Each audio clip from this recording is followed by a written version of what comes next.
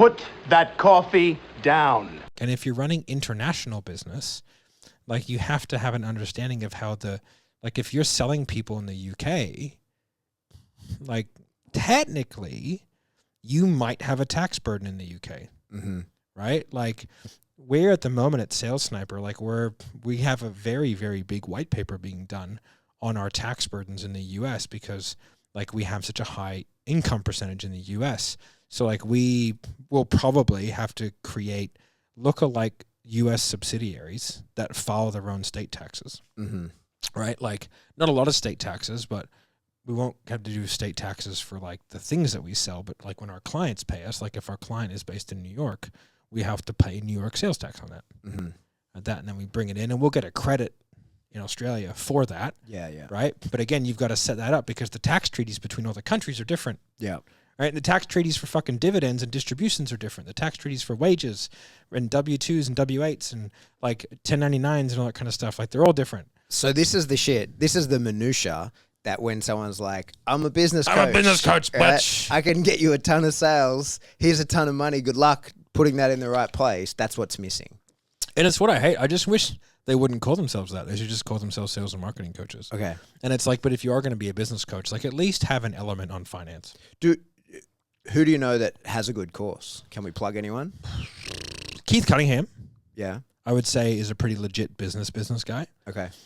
We just did a free portal, Okay. I think, where I go over like the basics of like net versus profit and all that kind of stuff. So we can link that down below, like that new media portal. Oh yeah. I have a whole section on like finance and business basics and like That's the ROAS one? yeah. Yeah. So that portal's all done. So we can link that down below. For sure. But yeah, it's just a real fucking problem. Like the amount of business owners doing multiple 7 figures a year that have absolutely no idea on how to run a business is incredible. Like some of them are like marketing savants. Like they just fucking know how to make money, but they don't know how to fucking like put the structures in. And what that's unfair to, it's unfair to the sales guys. It's unfair to their staff. It's unfair to the people around them. Like, well, they can just siphon money off into a fucking, you know, they can set up a Puerto Rican company and siphon money there and live tax-free, whatever. Like you can do that.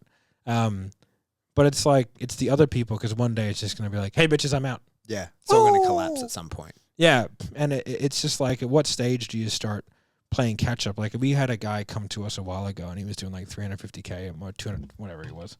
Young guy, like 21 years old, had $2 million sitting in his TransferWise account. And I was like, that's fucking crazy, bro. He's like, why? I was like, well, like they can just take that money. I was like, you ever read the terms and conditions of Wise? He was like, no. And I was like, and you have $2 million in there?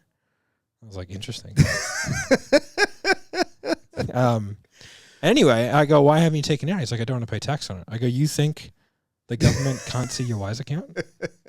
I go, like, you know, like the anti-money laundering thing that you had to fill out? Like, yeah, bro, that linked all your global taxes to it. Like, they can see it. It's there. It's clear as day. Yeah. It's like thinking they can't see your crypto. Like, what are you talking about? It's like wearing your underpants on the outside. Everyone can see it. No one will see it. But anyway, I told him, I was like, man, you got a great little thing going. I was like, but like, you'll never go over $350 a month. Like you're capped there. Because like I go, what will happen is like, it's just the infrastructure limit of your business. And so I said, like, what'll happen is you'll have a month at 400 and then a month at 250. And then you'll creep back up to 350, have a month at 400, drop back down to 250, right? Like that's the cycle that you'll be in because like you just can't do 400. Right. Like if you do that, you break shit. And yeah, why? Like what breaks his delivery? There's just too much burden on the business. There's too many people. Like whenever I used to run gyms, like I never had a gym at more than 80% capacity. You ever been in a full gym? Yeah, it's a disaster. Ugh, it's gross, right? Yeah. So what happens when your gym gets full? You stop going. Yeah. When you stop going, you stop paying. So you bring your gym up to 100% and then it fucking slams down to 60. And then you bring it to 100% and it slams down to 60. Or you can just keep it at 80. Right. You know, like keep it at 80 and expand the gym floor, like make it bigger or make it more efficient or like, you know. So I used to work off like dollar per square meter. Right. So I would try and maximize per square meter, and we do that through layouts and stuff like that. Yeah. And then like grabbing more space or whatever. But like if you run it at 100%, like if you redline your business, like you're just the engine will blow up. You know. And the funny thing is, like some of these guys have such good front ends. Like at 7th level, I could make that business $5 million a month. Mm-hmm. No questions asked. Me and Mark would be like, yeah, we could. That's a $5 million a month business in 6 months. Like, we could ramp the bejesus out of it, and we have not. It's doing 1.2. I'm like, hey guys, like, it's not growing.